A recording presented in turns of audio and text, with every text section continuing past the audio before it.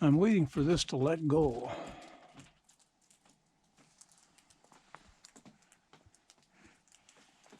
Well,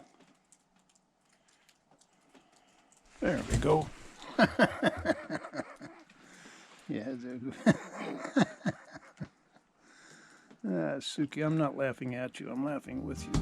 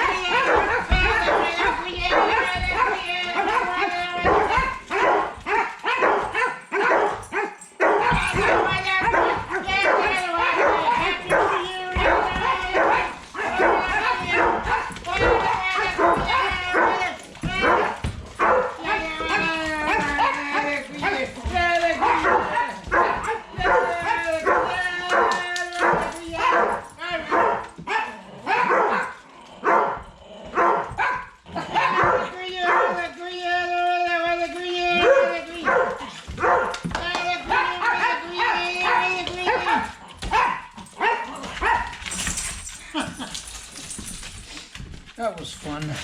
It always is. I love doing that. It's New Year's Day, so that's our one time a year celebration of life.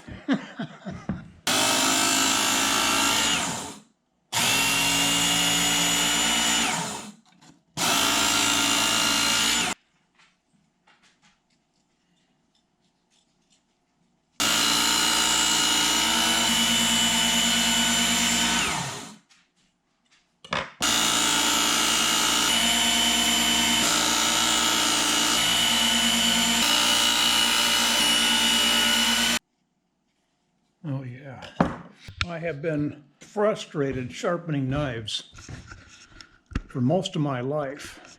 I mean, I'm 38, and for 28 years of that, I have been frustrated always with how to get a knife sharp. I have done everything, used everything from a steel to a whetstone to those little, they're usually in a plastic housing. You hold them in your hand. They've got a V-shaped honing things that you pull that through. Some of those worked for a dozen or two episodes, and then they seemed to wear out. I have never gotten sharp knives on my own until I found this thing. Chuck has one, and a couple years ago when I was living in their basement, I got a hold of it and sharpened a knife or two, and oh man, it runs anywhere from $60 to $70. This is sandpaper. Yep. Is this you? No, it's not. Goodbye. Hey, frick you. How's that for a frick you. How's that for a friendly New Year's Eve, New Year's Day greeting? I'm recording this, by the way. So I am too. Well, good. You can record yourself. Hang on a second. I have to recover from that. Yeah. Well, you'll see. I'm going to show you. Speakerphone. Okay, now you can talk to me. Okay. And then the Well, camera. Happy New Year. The camera can hear you too. So if you're rude to me, everybody in the world will know it. We'll see. It'll never happen. What? I'm a perfect saint of a child. Oh, you are. Yes, you are.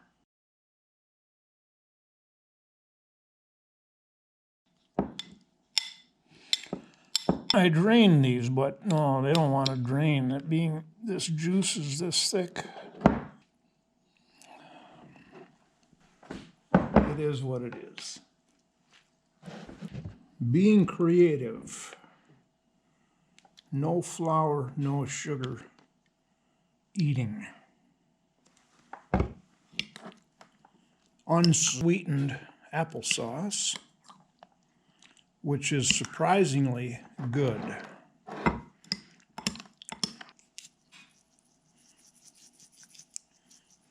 Ooh, I should put in some crushed red pepper flakes. That would be good, wouldn't it?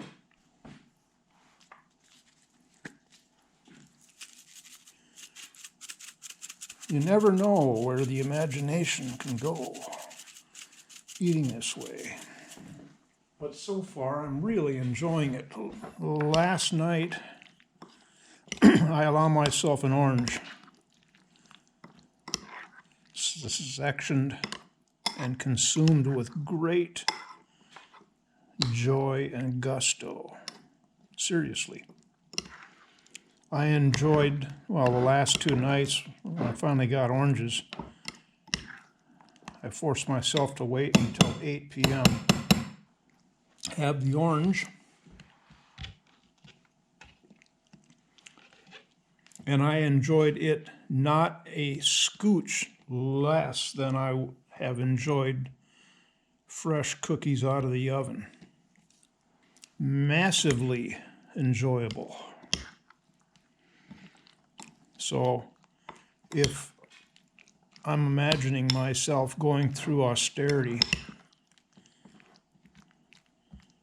by having to eat no sugar, no flour, hey, I'm having a blast. And then some yellow bell pepper.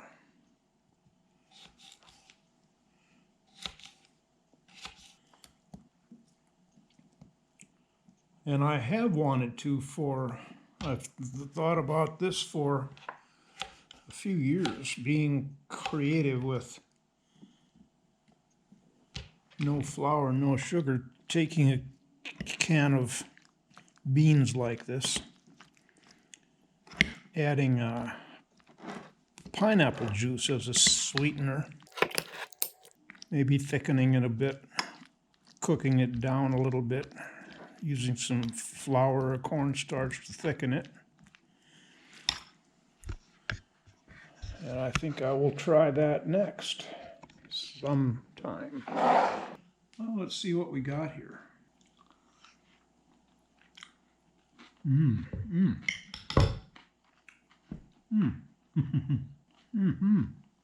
That's an affirmative. I got my fruit, sort of, in the applesauce. My veggie, my protein with the beans. Well, this is really good.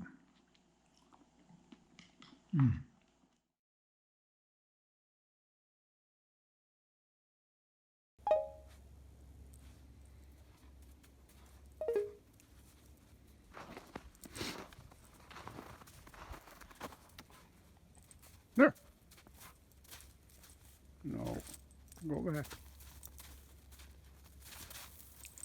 Ah, that's good. That's good.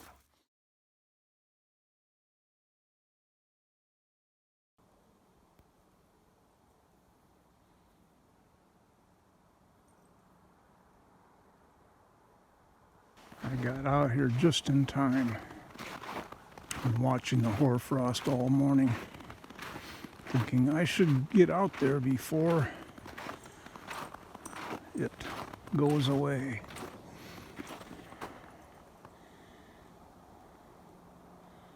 And then from in the house, half an hour ago, I noticed the sun was out. It's gonna all melt away before I can get out with the camera.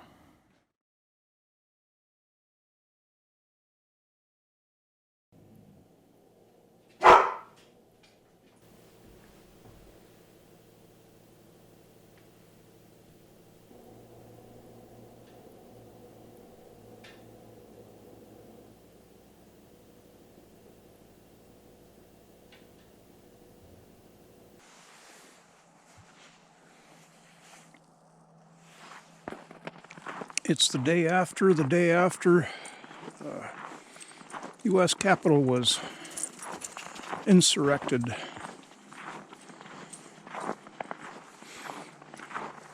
Politicians by the raft load are jumping ship. And more it's sheep jumping after one another on the life raft. Everybody claims they're doing it out of their own conscience. Yeah. Some are calling for a second impeachment. Yeah, what? We got 14, 15, 16 days until the coronation of Joe Biden. Yeah, like that's going to happen. Shit. Some are calling for the immediate removal of Mr. President Trump. One thing that has occurred to me that is a bit of a concern with how out of control Trump seems to be becoming more and more since the election, well, since his inauguration 4 years ago, is it is becoming more and more or less and less cautious with his rhetoric and with his actions. And he's the one guy in the country that has his thumb on the button of the nuclear missiles. Would that be his final act of defiance? Fuck them all. And the more I think about it, and that's dangerous, I recognize. The more I think about it, that becomes more and more of a possibility as he becomes more and more uncentered with his defeat. And one politician on the news this morning referred to politician Hawley as a dumbass. At first I thought that was funny, and the more I think about it, the more it becomes just another nail in the coffin of civility in this country. It's demonstrating that it's okay to talk about people that way, and that politicians themselves don't need to be examples of civility, courtesy, respect. So we'll see. I can't imagine Trump actually doing what he said today or yesterday, that he would step down after the inauguration. I know I called it coronation a bit ago, but I'm reconsidering my impolite attitude toward people who are entrusted with our country's direction. Well, I've got a piece of outgoing mail to deposit in the mailbox, and I see that he has not been here yet. That's good.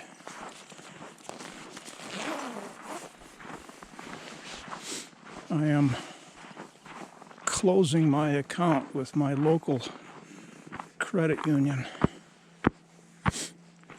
Now you stay. Sit. Stay. I've been a member with a credit union in Wisconsin where I lived for 40 years. And when I moved here, I just assumed, well, of course, I set up an account locally. We have two credit unions in town. One of them is open only to, I don't remember exactly, government employees or factory worker. Okay. So I chose the other one. And from the day I walked in there to open an account, the place was like a mausoleum. There was one teller behind the counter. There was one office lady who could set me up. No cars in the parking lot. Nobody else around. And then a couple months later, I thought, oh, I wanted to get Apple Pay. I do some sending of money on occasion, mainly my rent to Chuck. Why would I have to write a check? Seems ridiculous in these days. And then I discovered Apple Pay. Oh, yeah, man, I'd like to do that. Checked with my credit union here. No, we don't do that. Checked with my credit union back in Wisconsin, where I no longer had an account. Oh, yeah, we do that. So then I realized there's no reason for me to go into the credit union office ever. I do all my deposits. I use a debit card for everything. Most everything I do is online and automatic debit every month. I don't need to live in the same town. 350 miles away now. I do everything online. Oh. So I reopened an account with my...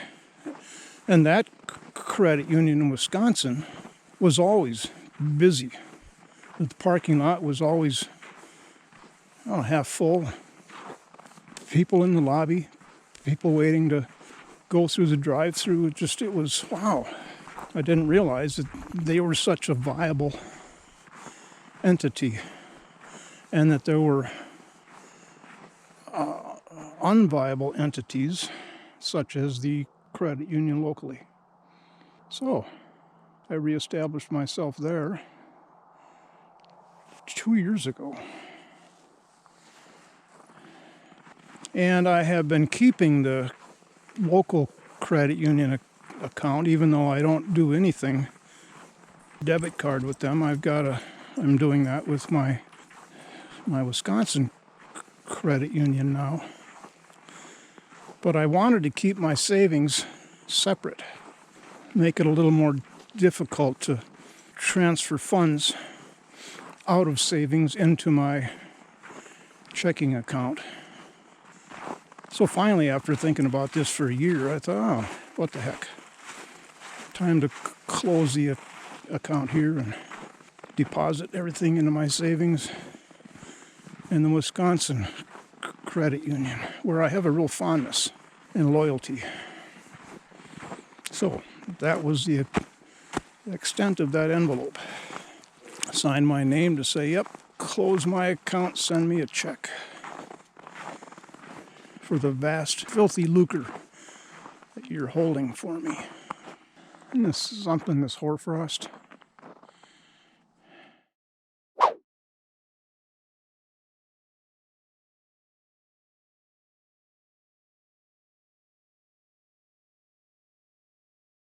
And I was informed a few weeks ago when somebody on Facebook posted a photo of hoarfrost and called it Rime, R-I-M-E.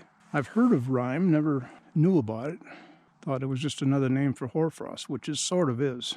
But it's a whole different natural process of how the ice forms, and they form into needle-like objects rather than just coating crystals onto every object out in the air. I learned something new.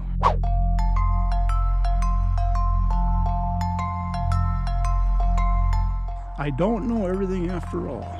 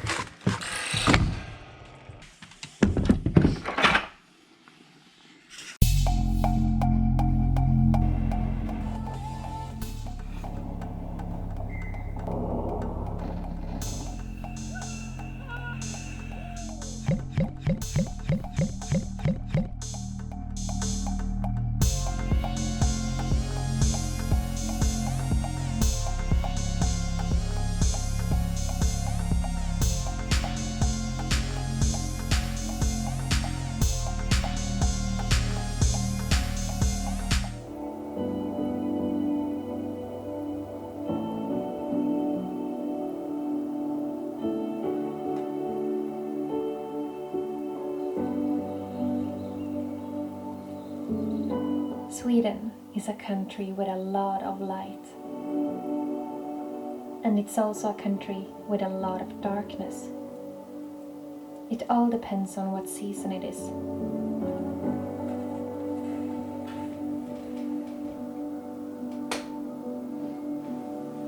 Just like many other countries in the Northern Hemisphere, there is a strong contrast in the light conditions between summer and winter. In the winter, it's dark almost all the time. And in the summer, it's light all the time. During the summer, in the very north of Sweden, the sun never sets between the end of May until the middle of July. So you can see the sun 24 hours a day, and that is called the midnight sun. And that light is the most beautiful kind of daylight that I know. It's like experiencing a long sunrise without a sun.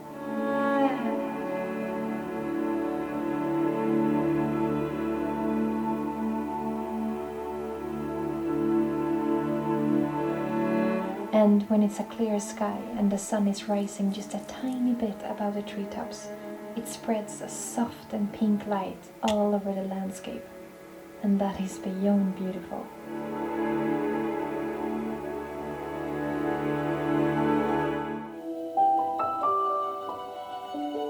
I live in a place where there is no light pollution and the night sky is breathtaking. And for me, that is one of the reasons that I really love the winter here. And now and then, the sun sends us a greeting in the darkness. Particles from storms on the surface of the sun comes traveling towards the earth, colliding with our magnetic field and creating the aurora borealis, the northern lights that dances in the sky. Energy level is so low sometimes, and the cure to that is not always to sleep more. It can actually be to do the opposite. So I try my best to keep being active and moving my body as much as I can, and get as much daylight as possible. I go for long walks with my dog every day. I like to go out in the forest with my snowshoes and my camera, or go skiing. I also love to take ice baths. It's something I started doing a few years ago, combined with breathing exercises using the Wim Hof method, and it has become my favorite way of boosting myself with new energy when I need it the most. Going into that water is actually the last thing that my body wants to do in that moment. But putting myself into that kind of discomfort is awakening something in me that helps me reset my body. Believe it or not, but cold swims and cold showers has many good health benefits. It's not for everyone, of course, and it's important to get knowledge before trying an ice bath if you have never done it before. But for me, it has been a great source of energy and joy during the winter time. I definitely feel a big difference in the energy during summer and winter, both in nature and in myself. And that doesn't mean that it's right or wrong. It's just different. I think the winter and the darkness can cause a lot of unnecessary suffering when we are trying to force ourselves to feel the same as we do in the summer. It's okay to feel tired. It's okay to feel lack of inspiration. And it's okay to need more sleep and to let things slow down.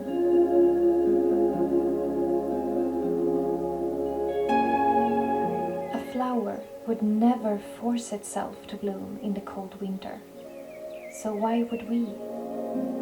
This way of thinking changed my way of dealing with the different seasons. I love the winters just as much as I love the summers.